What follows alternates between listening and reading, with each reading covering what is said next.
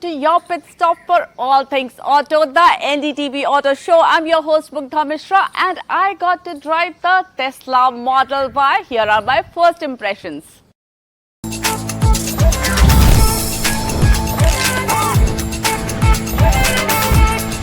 Tesla is finally in India with its Model Y. A very normal question to ask is that why did Tesla decide on Model Y to come to India? First of all, it is their top selling model, and the second reason is this is Tesla's interpretation of an SUV. An SUV body style, as we all know, lends itself better for Indian conditions.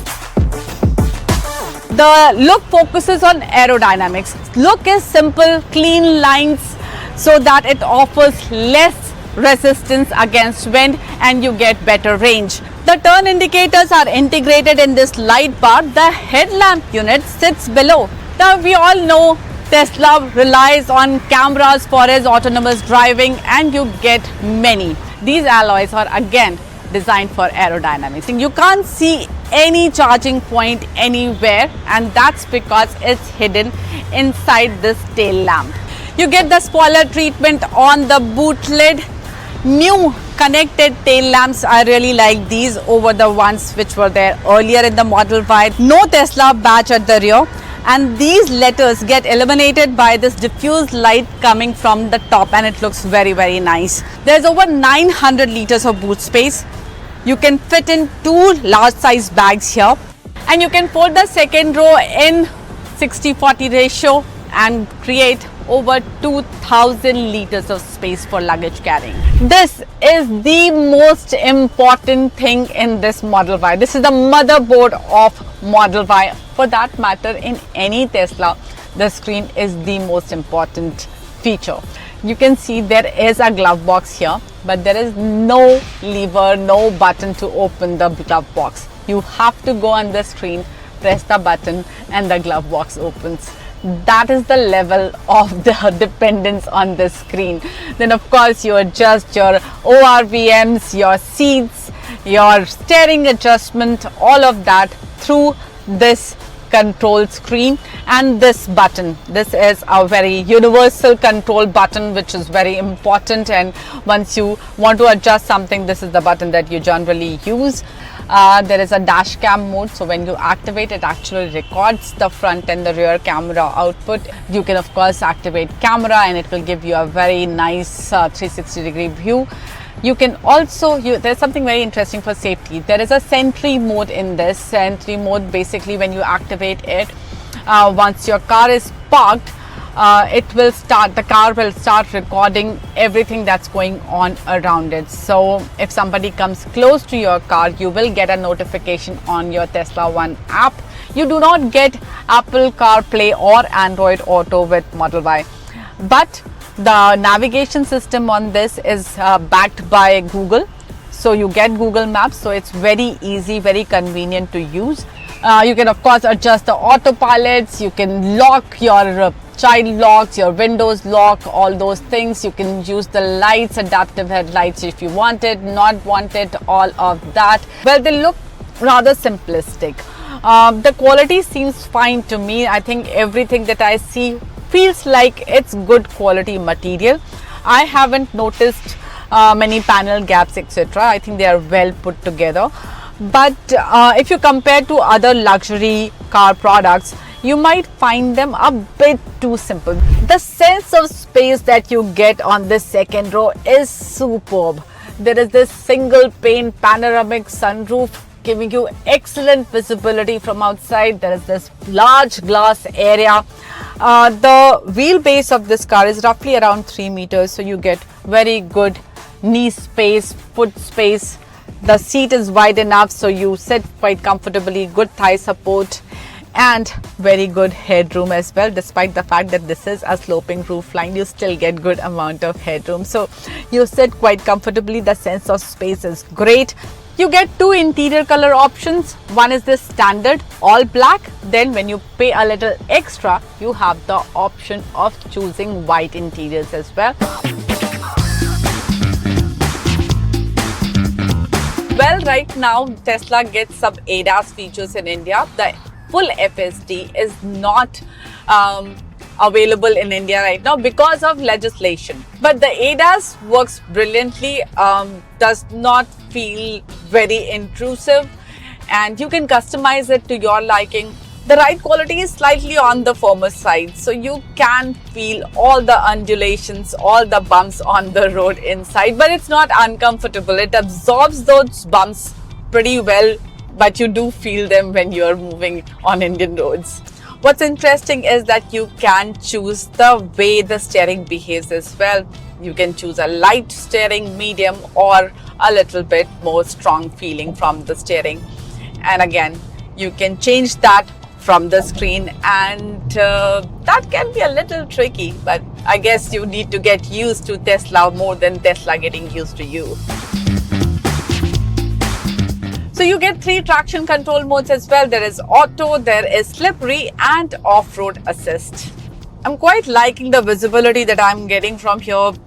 Big windscreen, the glass area on the window is quite big. The A-pillar is not wide, so very few blind spots you will have, and of course you have your 360-degree camera to improve your visibility as much as you want.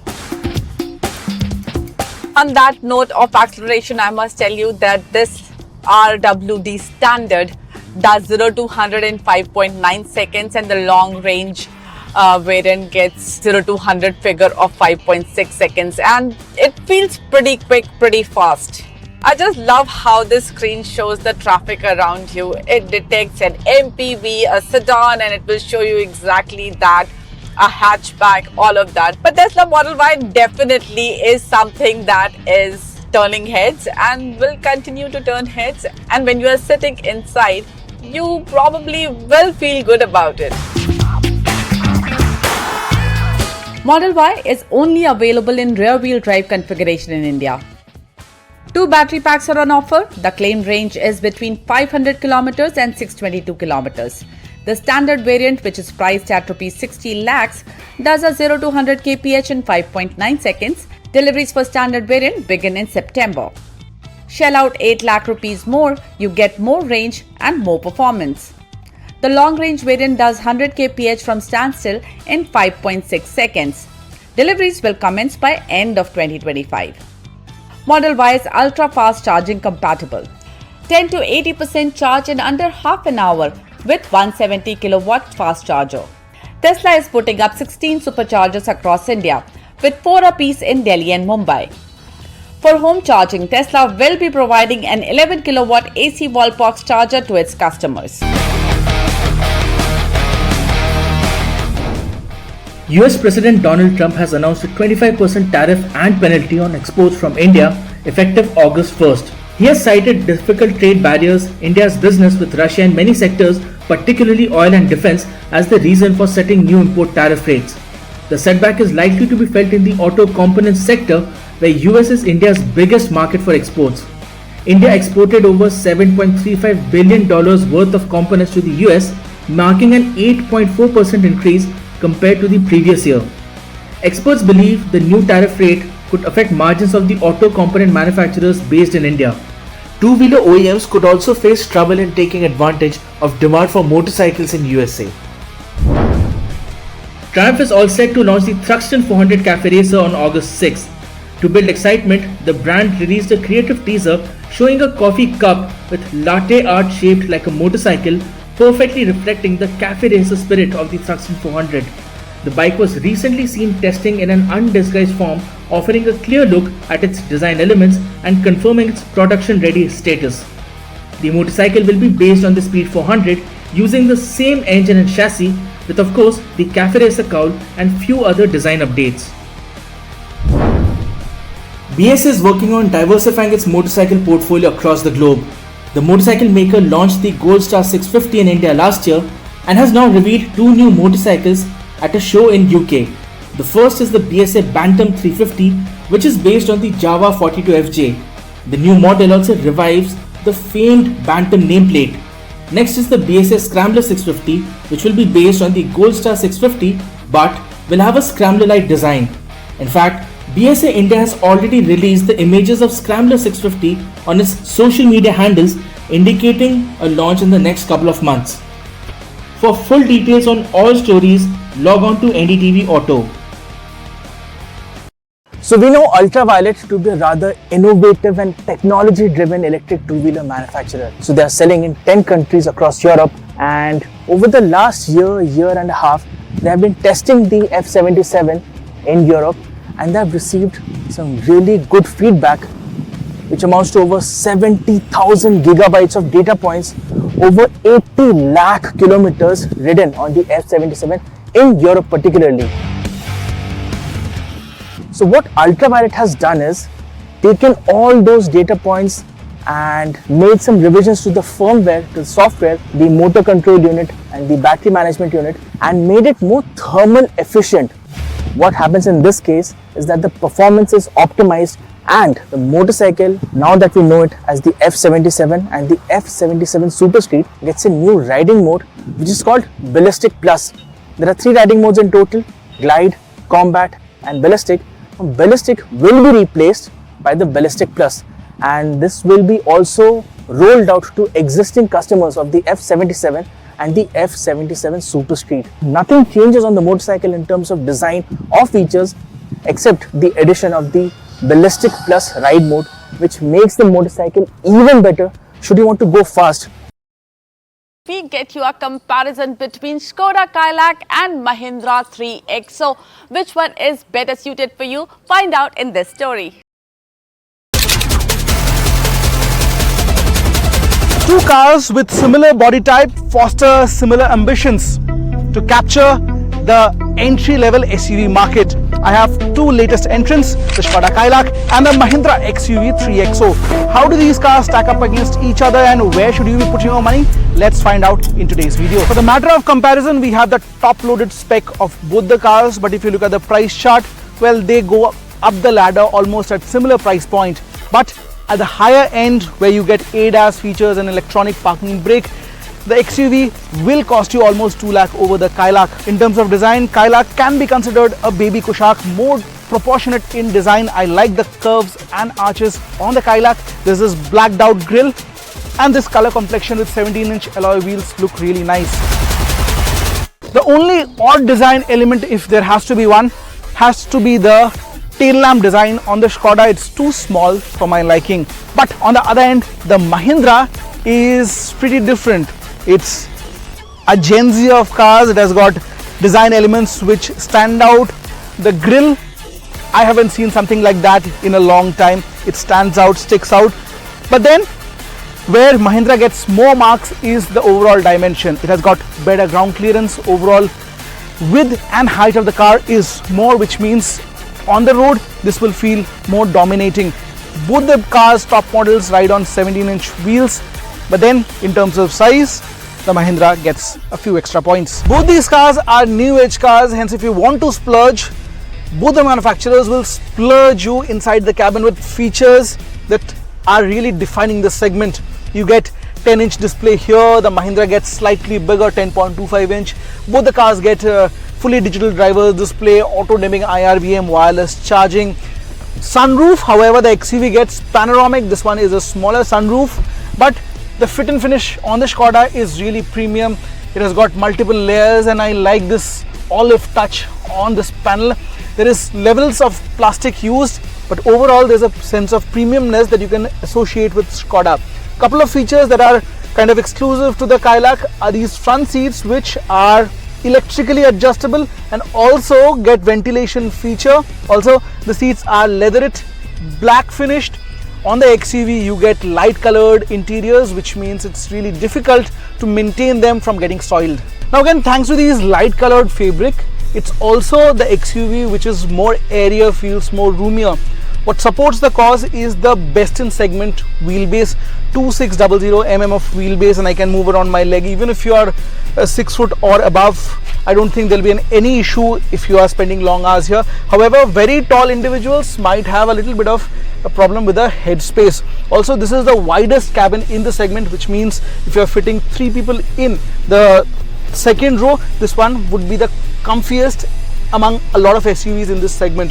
However, This one has been derived from a bigger car, the SsangYong Trivoli, which means it's an abruptly chopped off rear. It's little sore to the eyes, but also boot space is remarkably lesser than the Kylaq, which has in fact the biggest boot space in this segment. Both the cars have similar features like dedicated rear AC vents, USB charging and armrest with adjustable headrests. The Kylaq, as you know, is only available in a single petrol engine option, 1 litre 3-cylinder TSI petrol engine, which makes 115 horsepower, 178 Newton meters of peak torque. Get 2 transmission options, a manual and a 6-speed torque converter. Well, the performance is genuinely engaging. It is the bottom end torque in Kylaq that will disappoint you a bit. Too much of gear shifting has to happen in stop-go traffic to get to the mid-range and then the top-end performance to extract that much of fun factor if you want to have with this car. So maybe outright acceleration I will give it to XUV 3XO, but it is the Kylaq which makes a strong case of handling when you push it around the corners. In terms of braking, the Kylaq has got front disc rear drum. On the other hand, Mahindra is among the few cars in the segment which come with all disc brakes, and the biting in the 3XO is quite sharp. Both the cars have 6 airbags as standard, reverse parking sensors as standard from base variant, electronic stability control is also standard, and both the cars have attained 5-star Bharat NCAP crash test rating. The 3XO is more powerful in the spec sheet and it reflects on the driving wheel as well. A gentle dab at the throttle and this car takes off with a lot of urgency. I kind of like the torque rush this car has, and throughout the rev range you get performance from the 3XO's engine. In terms of safety features, both the cars are evenly packed, but if you want to pay extra, 3XO will provide you more. It's among the few cars in the segment which gets ADAS functionalities. It also gets front parking sensors, electronic parking brake, but that comes at a premium. But lastly, at the driving seat, I feel the 3XO is more commanding. The view from the driving seat feels even more solid than that you experience in the Kylaq. It is the baby Kylaq that looks more pleasing to the eyes and more proportionate in design, but you have to give it to Mahindra for the bold looks of the XUV 3XO, the footprint and packing it to the gills in terms of features. Well, the Skoda claws its feet with fun to drive factor, but again with more engine options and quicker off the line acceleration, the 3XO might just edge ahead in terms of performance.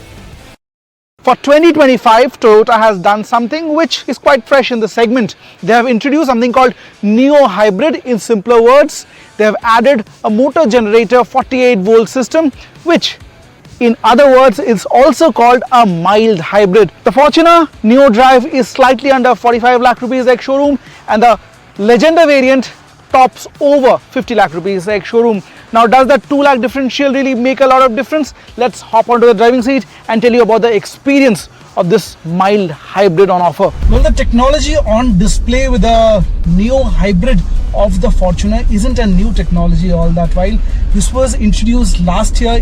TKM has launched it in India. This one gets a 48 volt battery module. It gets motor generator up front.